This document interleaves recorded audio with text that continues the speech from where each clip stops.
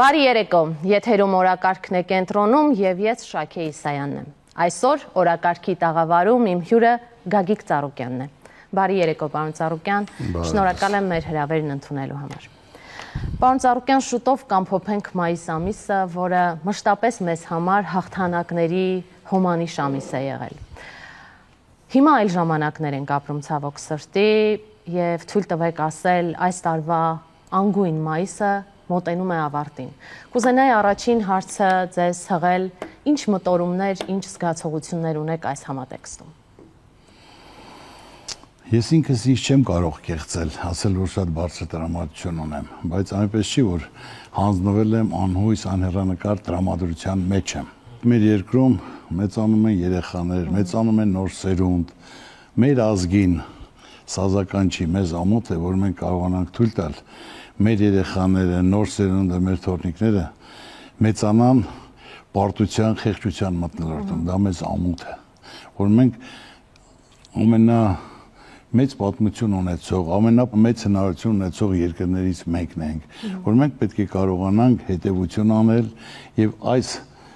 խեղճացած վիճակից դուրս գանք։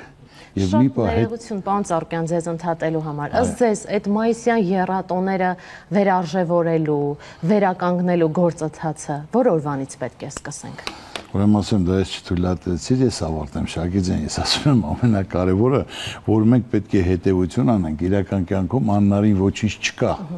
Ամեն ինչն էլ լուծելի է։ Հետևություն անելով, տեսնելով, որ մենք շատ արագ կարող ենք մեր աչքի առաջ ամեն ինչ փոխվի։ Իսկ հիմնական աշխատանքները մենք պետք է սկսենք մայիսի 1-ից, աշխատողի օրվանից, ցանկացած երկրում, երկիրը զարգանում է, շենանում է, աշխատող ուժի վրա, որ աշխատող մարդը աշխատում է իր երկրում, իր հայրենիքում, եւ նրանց միայն մի հարց է մտահոգում, որ նրանք կարողանան իրենց ընտանիքը պահեն բարեկեցիկ, աշխատեն, չարչարվեն, ստեղծեն ու ապահով լինի, որ նրանք կարողանան իրենց աշխատանքը գնահատվի, այդ ժամանակ ուրեմն ամեն ինչ տեղում է, եթե այդ տեսակ մարդկանց քանակը ավելանում է, ուրեմն ճիշտ ճանապարհի վրա ենք եւ հաղթանակի ճանապարհին ենք։ Կարևորը մարդը պետք է զգա, որ պաշտպանված է, գնահատված է եւ իր բարեխիղճ աշխատանքով ինքը կարողանում է իր ընտանիքը պահել, իր տունը պահել։ Սա հիմնական հիմքը հանդիսանում, որ կարողանանք ուշադրություն դարձնել, մարդիկ վստահ լինեն անվտանգության համար, տնտեսության համար, զարգացման համար ու գնահատվեն մարդիկ, աշխատող մարդիկ։ Եթե աշխատող մարդը գնահատվեց, ուրեմն լիարժեք ամեն ինչ լավ է լինելու։ Ամբողջ աշխարհում աշխատող մարդին են տեղ տալիս։ Աշխատող մարդն է կարող կառուցի, շենացնի, զարգացնի։ Սա վրա պետք է ուշադրություն դարձնենք, գնահատենք աշխատողին, հնարավորություն տանք եւ ամեն ինչ լավ կզարգանա, կզորանա երկիրը։ Շատ լավ, շնորհակալ եմ։ Պարոն Ծառուկյան, հիմա եթե թույլ կտաք խոսենք մի թեմայի մասին, որի մասին ես ինքս էլ առաջին անգամ եմ եթերում խոսում, եւ որը չեմ չափազանցնի, եթե ասեմ, որ որոշ ժամանակ առաջ իսկապես փոթորկել էր մեր հասարակությանը, խոսքը հայ բլոգեր Բելա Բաբախանյանի մասին է, հայ կնոջ, ում իսկապես սպառնում էր արտահանձնում Բաքու։ Գիտեմ, որ դուք էլ այդ մասին չեք խոսել եթերում, հիմա ուզում եմ հարցնել շատ պարզ ձևով, ինչպես ստացվեց, ինչպես հնարավոր եղավ բառից բուն իմաստով Բելայի փրկությունը։ Շագի ջան, ուրեմն քո հարցին պատասխանը, եթե մինչև այսօր բան չեմ ասել Փետրվար ամսից, անիմաստ է այդ հարցը դու ինձ տաս, որտեղ չեմ ասել, չեմ խոսել եւ չեմ ասելու, չեմ խոսելու։ Այդ տվյալ հարցերը սիրում են լռություն։ Ամենակարևորը եղել է խնդիրը կարգավորված է, հարցը փակված է, թե չկան տարբեր մարդիկ, տարբեր տեսակի հարցազրույցներ տեղին, անտեղին ասելով, բայց ես ոչ մի բառ չեմ ասել, դուք տեսել եք, հարցազրույց ընդհանրապես չեմ տվել, այլ հիմնական եղել է հարց, եղել է խնդիր, լուծված է եւ հարցը փակ է։ Եվ այդ տիպի հարցերը միշտ լուծումները խնդրում են լռություն, այնպես որ իմացի, սա է հիմնական լուծումը։ Ինչքան լռես, այնքան ավելի հարցեր ավելի շատ կարգավորես, դա է հիմնական սկզբունքը այդ հարցը։ Մեր հաղորդման շրջանակներում ես միշտ շեշտադրել եմ այս օրերում անհատների դերի կարևորության մասին, հա, եւ թույլ տվեք ասել, որ հենց Բելայի դեպքը ըստիս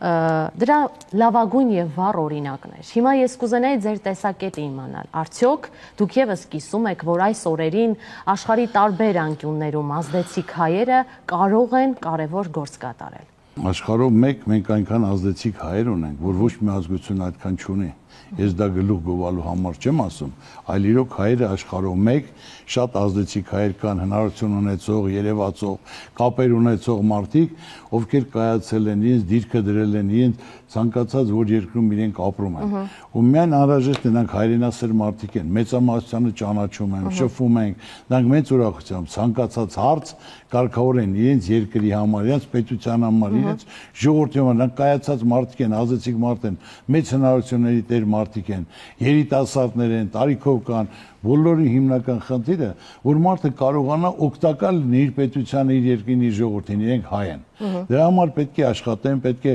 շփվեն, պետք է հրավիրեն, պետք է ներկայացնեն, տեղյակ պահեն, այս հարցը մենք ունենք, մեր երկիրը, մեր ժողովուրդը, ինչով կարող եք օգնել, ինչ պետք է անենք, եւ նրանք մեծ ցանկությամբ այդ հարցերը կարգավորեն, նրանք դրանով ապրում են, նրանք հայ են, նրանց արյան մեջ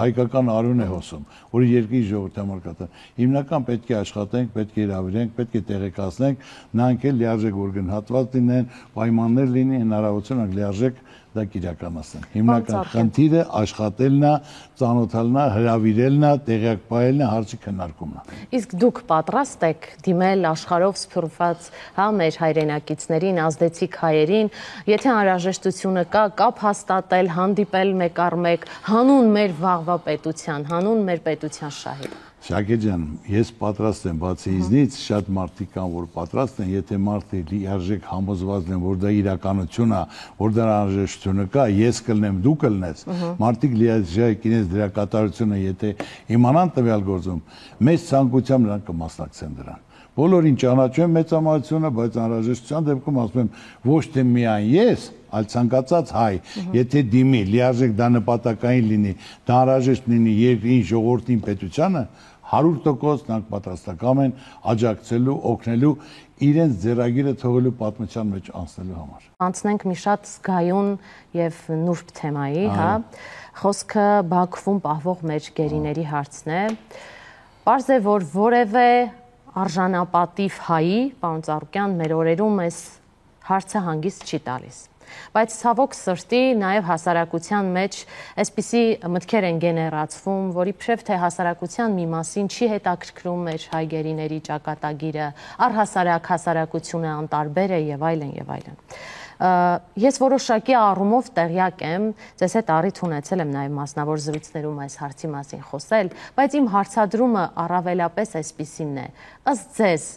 որն է ելքը ստեղծված իրավիճակի եւ ինչ կարող ենք անել, ոչ չենք անում կամ բավարար համառությամբ չենք անում։ Այդ հարցը մեր ազգի արժանապատվության հարցն է։ Ու քանի որ Բաքվի բերդերում կան գերիներ, հայ գերիներ, հայ ազգը չի կարող որ հանգիստ մնալ, հանգիստ քնել, հանգիստ ապրել։ Ես մեկ անգամ ասեմ, քո հարցին, որ դու ասում ես կան մարդիկ, որ հանգիստ են, ես մեկ անգամ ասեմ, տվյալ մարդիկ հայ չեն, բայց ինձ թվում է, որ այդպիսի մարդիկ չունենք մենք։ Միայն մարդիկ չգիտեն իրենց անելիքը, ինչ անեն, ինչով օգտակար լինեն։ Դա այդ գործում ինչ որ արվել է, ինչ որ արվում է, այդ տվյալ գործերը սիրում են լռություն, ոչ թե մեկնաբանություններ։ Եվ իրենց չվտանգելու համար եւ ամեն ինչ պետք է արվի, որ նրանք շուտ ազատվեն։ Սա է հիմնական հարցը, մնացածը ժամանակը ցույց կտա։ Այդուհանդերձ մեզ եւ մեր հեռուստադիտողների համար որոշ փակագծեր կբացեք այս հարցում։ Ես ասացի, տվյալ հարցերը լռություն են սիրում։ Երբ որ կլինի, կտեսնեն, այն ժամանակ իրենք կհամոզվեն։ Շատ լավ, բարի, թերևս հասկանալի է այս հարցում ձեր դիրքորոշումը, պարոն Ծառուկյան։ Այդ դեպքում թույլ տվեք անցնենք մի սոցիալական խնդրի, որը կապված է Արցախից բռնի տեղահանված մեր հայրենակիցների հետ, հա։ Խոսքը մասնավորապես վերաբերում է, պարոն Ծառուկյան, կառավարության կողմից հատկացվող 40,000 դրամին։ Աղմուկը բարձրացավ, մարդիկ սկսեցին պայքարել, հիմա ժամանակավոր դադար է, բայց միևնույնն է, խնդիրները շարունակում են մնալ։ Բայց պիտի կարծում եմ ինձ հետ համաձայնեք, որ այս գումարը շատ շատերի դեպքում իսկապես կենսական նշանակություն ունի։ Այդ դեպքում ինչպիսի հրատապ լուծումներ են անհրաժեշտ այս հարցում։ Ես խոսեմ շատ անկեղծ, պարզ, հասկանալի, ընկալելի, հարցադրում եմ ոչ թե 40,000-ի մասին է, մարդիկ իրենց տունը տեղը կորցրած, ապրուստը կորցրած, տարիներով տասնամյակներ աշխատելով, ստեղծելով, կառուցելով, նեղության մեջ ընկնելով, ափսոսալով, որ իրեն անկյուննա կառուցել, իր ընտանիքն ստեղծել, որ կարողանա բարեկեցիկ ապրի, վայելի իր ընտանիքով, իր թոռներով, իր բալիկներով, այսօր բոլորը կորցրած, դադարք առանց որից մի բանի եկել է այստեղ։ Հիմա այսօր տրամադրելով, ասենք թե 40,000 դրամ, դա տրամադրել է հիմնական իրենց համար վարձով տուն վերցնելն է։ Այսօր բոլորն էլ աշխատում են, իրենց օրվա հացը վաստակում են, բայց նրանք բնակարան այսօր թանկ են, նրանք չեն կարողանում։ Այսօր հիմնական խնդիրը, որ պետք է կազմակերպվի լուրջ ծրագիր, մեծ ծրագիր։ Պարզա մենք բոլորը պետք է չթողենք պետության վրա, պետք է մասնավորի մասնակցությունը, մեծ ծրագիր, խոշոր ծրագիր կացվի, եւ մասնավորի մասնակցությունը լինի, դրսի մեր հայրենակիցների մասնակցությունը լինի, որոշ գումարներ դրսից բերվի, որ այդ մարդկանց ովքեր որ քաղաքում են, քաղաքի մեծակարգում իրենց համար կառուցեն տները, ով ռայոններում է եղել, ասենք թե Արարատում, Մարմավիրում, Կոտայքում, Եղվարդում, Եղեգնաձորում իրենց անհատական տները կառուցեն, հաշվարկեն 15-20,000 բնական է պետք, ինչ արժի, ասենք թե ինչքան է լինելու ինքնարժեքով որ կարողանան կազմակերպել։ Եվ այդ բնակարանները արդեն այդ մարդկանց պետք է բաժանվի, մարդը որ իմանա այդ հասցե ես բնակարանը իրենն է։ Եվ այդ մարդը արդեն հանգիստ կարող է մնալ, լիարժեք աշխատել, հույս ունենալ, որ ինքը տանիք ունի, որ այդ ընտանիքում իր ընտանիքով կարող է ապրել։ Եվ այդ մարդիկ էլ պետք է մասնակցեն տվյալ շինարարությանը,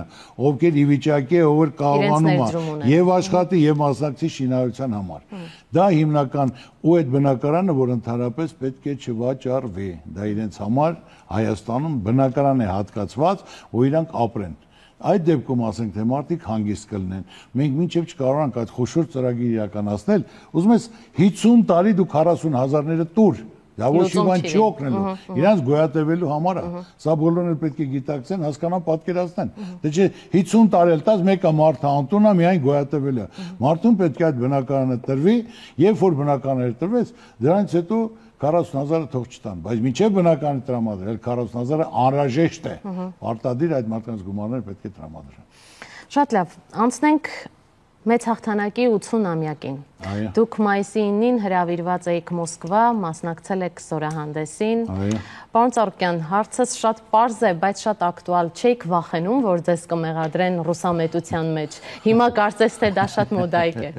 Չէ, բայց ինչից վախենանք, մենք ինչ ենք արել, որ վախենանք։ Եթե ասենք թե այսօր հայրենական մեծ պատերազմին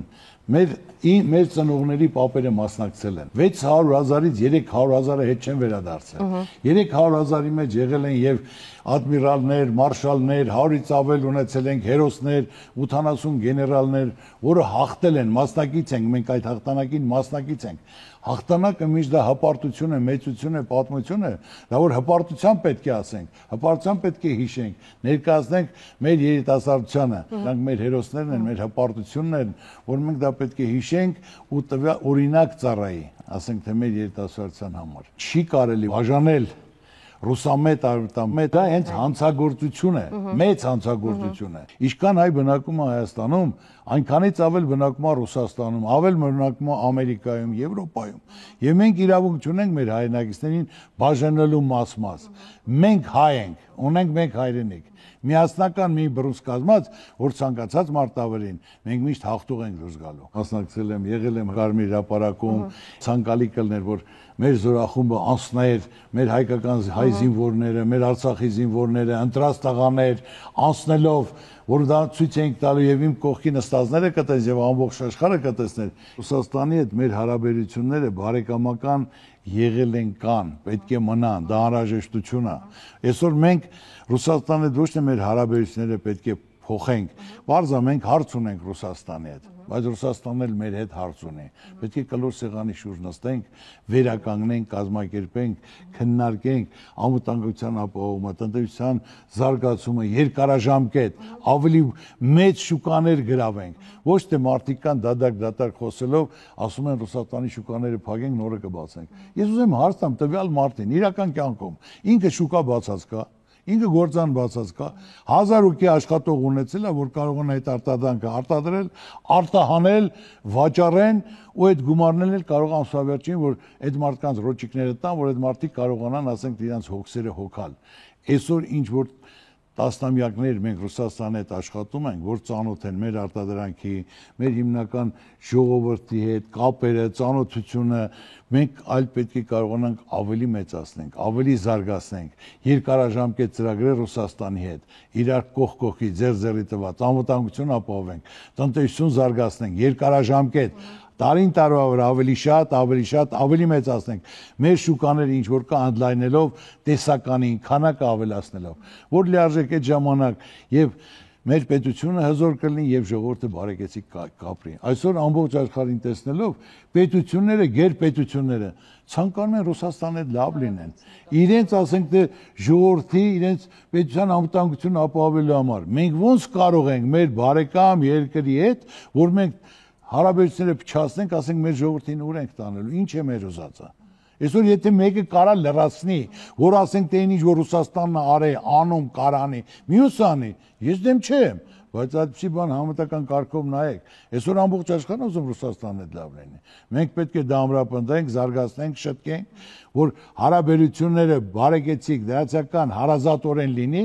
բայց դա չի նշանակում, որ պետք է մենք Եվրոպայի, Ամերիկայի հետ հարաբերությունները փչացնենք։ Մեր գործընկերը Ռուսաստանն է, պետք է ամրապնդենք, հզորացնենք, զարգացնենք, անվտանգություն ապահովենք, տնտեսություն զարգացնենք եւ Ամերիկայի հետ էլ շփվենք, Եվրոպայի հետ էլ շփվենք։ Սա հիմնական։ Այսինքն եւ երկարաժամկետ, եթե ճիշտ հասկացա ձեր տեսլականը, ծրագրեր ոչ միայն անվտանգային, այլև տնտեսական համագործակցության ձևաչափում Ռուսաստանի հետ, միևնույն ժամանակ արևմուտքի հետ, հա, հավասարակշռված օրակարգ։ Ռուսաստանի հետ, արևմուտքի հետ, մենք բոլորի հետ պետք է կապ ունենանք, աշխատենք, շուկաները զարգացնենք, այո, երկարաժամկետ ու ամեն անգամ ավելի մեծ ներդրումներով, մեծ ծրագրերով, ինչ որ մեր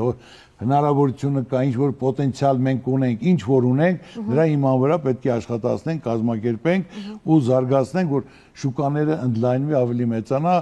բյուջե ավելի մեծ գումարներ գա, ժողովրդի աշխատավարձը բարձրանա, հարկերը մեծանա, ցանկացած երկրում, եթե ժողովուրդը աղքատ է, պետությունը զոր չի կարող լինել։ Ժողովուրդը պետք է հարուստ լինի, ժպիտը դեմքին լինի, անվտանգությունը ապահովված լինի, այդ դեպքում երկիրն էլ կարող է ծաղկել, հզորանալ, ժողովուրդն էլ երջանիկ ապրի։ Եվ ոչ մեկը երկրից չի գնա։ Ինչի համար են գնում։ Չեն կարող ապրել, չեն կարող վարկերը փակեն, չեն տեղավորվում։ Ճարահատված են գնում, ոչ մեկ իր հայրենիքից չի ուզում գնալ։ Այդ ցանկալի է մնալ իր ծննդավայրում, իր երկրում, իր հարազատների, բարեկամների հարևանության հետ, որ նույն ադատի, նույն ավանդույթի մարդիկ են, երջանիկ ապրեն։ Սա հիմնական խնդիրը։ Գանք ներքաղաքական հարցերին։ Պարոն Ծառուկյան, այնպիսի տպավորություն է, որ կարծես թե հիմնական դերակատարները եւ ոչ միայն այժմ պատրաստվում են ընտրական process-ներին։ Այդ քան էլ կարևոր չի այժմ, դա հերթական թե արտահերթ կլինի, քանզի ժամանակը քիչ է մնացել։ Եվ բնականաբար ձեր աջակիցներն ու համակիրները ինձ չեն ների, եթե ես ձեզ չհարցնեմ, արդյոք դուք մտածել եք մասնակցության մասին։ Դեռ շուտ է այդ մասին խոսելը, որտեղ այլ ժամանակ կա եւ շատ բան կարող է փոխվել, բայց եթե մասնակցելու եմ մի ծրագրով, որը կոչվել առաջարկ Հայաստանին։ Այսօր ժողովուրդը արդեն հոգնել է, հիասթափվել է։ Ես շատ մարդկանց հետ օրը հանդիպում եմ աշխատող, ծառայող, բժիշկ, իրավաբան, դասախոս, ուսուցիչ, բոլորի հետ զրուցում եմ եւ բոլորին մտահոգում եմ, մարդիկ հոգնել են։ Այդ հին ու նոր կռիվներից հոգնել են։ Մարդիկ մտահոգ են իրենց երկրի համար, այս խեղճության համար, պարտության համար, որ մարդիկ մտահոգ են իրենց երկրի անվտանգության, երեխաների ապագայի համար, որ մարդիկ ուզում են լիարժեք լավ ապրեն, որ կա խնդիր, կա խնդրեմ, ցանկացած ոլորտ նայելով, որ կարելի է շտկումներ անել, ուղղություններ տալ, հնարավորություն տալ, մարդը լավ աշխատի, շատ աշխատի, որ շատ փող վաստակի, շատ լավ ապրի։ Հնարավորությունը պետք է լինի, առանց հնարավորություն մենք չենք կարող պահանջել։ Բոլորի խնդիրը մեկն է, որ ծրագրում գրած լինի, այս ինչ ոլորտ, ինչ խնդիր ունի, ինչ խնդրեմ ունի, ինչ պետք է ուղղվի, ինչ հնարավորություն տրվի եւ լիարժեք ամեն ինչ այո անելով ինքը այդ խնդրեմը տեսնում, որ դա մենք գիտենք եւ մենք իրեն հնարավորություն ենք տալի, որ ինքը աշխատի, կարողանա զարգացնի, հզորացնի։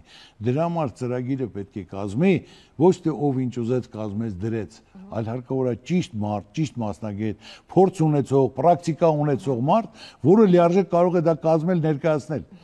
կարմիր դիպլոմով լինի, Հարվարդ ավարտած լինի, եթե պրակտիկորեն նա չգիտի տվյալ մեր երկրում, մեր ոլորտում մարդկանց տեսակետը, մոտեցումը, աշխատանքը, խնդիրն ու խնդրեմը, դա լուծում չի կարող։ Մարդը այդ կյանքում պետք է ապրած լինի, այդ ոլորտում տեսած լինի, խնդիրն ու խնդրեմը հասկանա։ Դրա համար պետք է այդ ոլորտի հիմնական տնտեսագետներին, մասնագետներին հրավիրվի, խոսեն, քննարկեն, ասեն, հանրությանը տվյալ ոլորտի մարդկանց հետ լսեն, քննարկեն, նոր օրենք ընդունեն։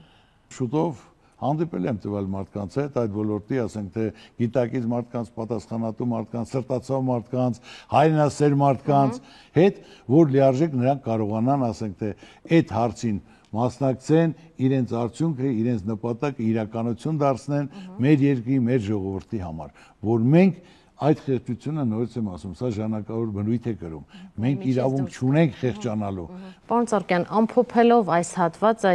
ես փորձեմ ձեր ուղերձը եւս մեկ անգամ հստակեցնել։ Դեռ վաղ է ընտրությունների մասնակցության ձևաչափի մասին խոսել, բայց եթե մասնակցեք, դուք մասնակցելու եք առաջարկ Հայաստան ծրագրով, որը փաստորեն յուրաքանչյուր քաղաքացուն, յուրաքանչյուր ընտանիքին այսպես հասցեական տեսնելու են խնդիրների լուծման ճանապարհը։ Եվ երկրորդ հատվածում նաեւ մատնանշեցիք, որ հրավիրելու եք մասնագետների անկախ կուսակցական պատկանելությունից, վերկուսակցական նպատակներ եք դնելու եւ փորձելու եք համախմբել։ Ես կուզենայի իմանալ, դուք պատրաստ եք այդ համախմբումը իրականացնել եւ չհավակնել վարչապետի պաշտոնին։ Ինչու եմ սա հարցնում, որովհետեւ պարոն Ծառուկյան կհամաձայնեք, որ մեր օրերում ով խոսում է ինչ-որ բան առաջարկում է, միայն իրեն է տեսնում վարչապետի պաշտոնում եւ հենց այդտեղ համախմբման ամբողջ ծրագիրը փակվում է եւ ձախողվում։ Ձեր ուղերձը ես ճիշտ հասկացա։ Այո, բայց ամենակարևորը ես պատրաստ եմ կազմակերպելու, համախմբվելու, ներկայացնելու ամբողջ աշխարհի մեր հայությանը, սփյուռքյան հայությանը, տեղի հայությանը, անհրաժեշտ իրենցից խորհուրդներ լսելու, ծրագրին մասնակից լինելու, կազմակերպելու աշխատանքին, տվյալ գործունեությանը պարտադիր չի, որ դու կարողանաս կազմակերպել ծանոթ բարեկամով։ Մարդը կարող է պատել ինքը չի ցանկանում կուսակցական լինել, բայց ինքը լավ մասնագետ է, իր ցավն էլ տանեմ։ Դրա համար եմ ես ասել, որ այսօր կուսակցությունները լիարժեք արդեն իրենց հավատքը կորցրել են եւ ոչ մի կուսակցություն չի կարող, ասենք թե մենակ այս երկիրի անվիճակին է, որ այս վիճակից հանելու։ Դա ուզում է հինը լինի, ուզում է նորը լինի, այլ անհրաժեշտ է վերկուսակցական մի ուժ ստեղծելու, համախմբելու գաղափարը, միտքը, հայրենասիրությունը, որ այսօր անհրաժեշտությունը, այսօր մենք կանգնած ենք անդունդի եզրին։ Այսօր մենք պետք է կարողանանք կազմակերպել, ստեղծել այդ վեր ուժը, որ կարողանա անհրաժեշտության, որ համախմբի ամբողջ ազգին։ Ամեն ինչի հասած մարդ եմ։ Իմ համար պաշտոնը դա կարևոր չէ, իմ գործունեության մեջ դուք տեսել եք, ու իմ համար ազգը, երկիրը, պետությունը, հզորությունը, հաղթանակը, հպարտությունը, ես հպարտանամ, որ ես հայ եմ, որ դրոշը բարձրանա, հիմնը հնչի, հպարտորեն դու կանգնես աշխարհին նայելով, որ ես հայ եմ, այլ ոչ թե դու ամաչես, որ դու հայ ես։ Հիմնական իմ խնդիրը ես պատրաստական եմ այո հրավիրելու, ասելու, այդ ծրագիրը կազմելու եւ վարչապետի պաշտոնից հավակնություն չունեմ։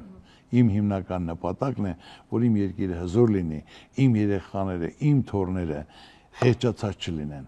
անվտանգությունը ապահովված լինի, խեղճությունը վերանա, մենք հպարտանանք, որ կարողացել ենք մեր երեխաներին, մեր թոռներին, որ նշել համար ստեղծել անվտանգ, զարգացող հզոր պետություն։ Այսինքն ըստ ձեզ բանաձևը մեր օրերում պետք է լինի, ինձ չի հետաքրքրում պաշտոնը, ինձ հետաքրքրում է իմ հայրենիքը, իմ պետությունը։ Ես դա ասեցի մեկ անգամ եւս կրկնում եմ, ես պատրաստ եմ, այո, ինձ պաշտոն պետք չի, ես կարևորը ես ուզում եմ իմ երկիրը լավ լինի, հզոր լինի, մեր երեխաները, մեր թոռները նոր սերունդը այդ խեղճացած, բարդված մթնոլորտում չմեծանան, չապրեն։ Իմ ցանկությունը սա է։ Շատ լավ, շնորհակալ եմ, պարոն Ծառուկյան, ավարտենք թերևս մեր զրույցը խորհրդանշական մի թեմայով, որը ելի վստահ է մեր բազմահազար հայրենակիցներ, ոչ միայն Հայաստանում, այլև Սփյուռքում եւ ինչու ոչ, նաեւ ոչ հայեր, անհամբերությամբ սպասում են, խոսքը Քրիստոսի արձանի շինարարության մասին է։ Պարզ է, որ արդեն շինարարական բուռն աշխատանքները սկսվելու են շուտով։ Այս պահին էլ մեր էկրաններին մենք տեսնում ենք մի գեղեցիկ տեսահոլովակ, պարոն Ծառուկյան, որը ավարտվում է հետևյալ գաղափարով. սա ազգային վերածննդի, ներքին համերաշխության եւ աշխարհին ներկայանալու խորհրդանիշն է։ Գիտեմ, շատ առիթներ եք ունեցել այս նախագծի մասին խոսելու, բայց ես կխնդրեի եւս մեկ անգամ, որն է ձեր ուղերձը այս նախագծում եւ արդյոք կարելի է դիտարկել հենց ազգային ինքնության եւ համախմբման համատեքստում։ Ուրեմն ասեմ, դա իմ նպատակն է, իմ ծրագիրն է, իմ ցանկությունն է եղել եւ իմ ընտանիքի որոշումն է։ Այո, ազգային վերածննդի, ներքին հաշտության, համերաշխության աշխարհին ներկայանալու խորհրդանիշն է դա։ Ու ամենակարևորը ուզում եմ մի բան ասել մեր ժողովրդին, որ բոլոր գումարները կառուցելու համար նախատեսված է իմ ընտանիքի կողմից։ Ես շնորհակալ եմ, թույլտվությունը տրված է, շինարարությունը սկսել ենք։ Միայն նախապատրաստական աշխատանքներ եւ կնշվի բացման օրը, իմ ցանկությունը մեկն է, որ արձանը կառուցվի քրիստոնյա մեր ժողովրդի կողմից, դա ազգային կառույց է, հզորությունը, մեծությունը աշխարհում մեկ, որ հայ ժողովրդի, քրիստոնյա ժողովրդի կողմից է կառուցվել, ազգային կառույց է։ Սա պետք է լինի, կամ ասենք թե մեր քրիստոնյա, մեր հայ ժողովրդի բարեկամներին, որ բոլորի համար սա պետք է լինի հույսի, հավատի, լույսի նպատակն իրականացման տեղ։ Սա մեր ազգի վերածննդի, հաշտության, համերաշխության խորհրդանիշ աշխարհին։ Հարցազրույցել կտամ արձանի հետ կապված եւ առավել մանրամասներ մեզ կապված։ Ավելի մանրամասները կասեմ, այո, թող պահպան լինի մեր ազգին, մեր ժողովրդին, թող մեզնից երես չտեքի, ամեն ինչ լավ է լինելու։ Շնորհակալություն, հաջողություն ձեր բոլոր նախագծերին։ Շնորհակալություն, շնորհակալ եմ։ Հարգելի հեռուստադիտողներ, եթերում օրակարգներ կենտրոնում եւ մեր հյուրն էր Գագիկ Ծառուկյանը։ Կհանդիպենք։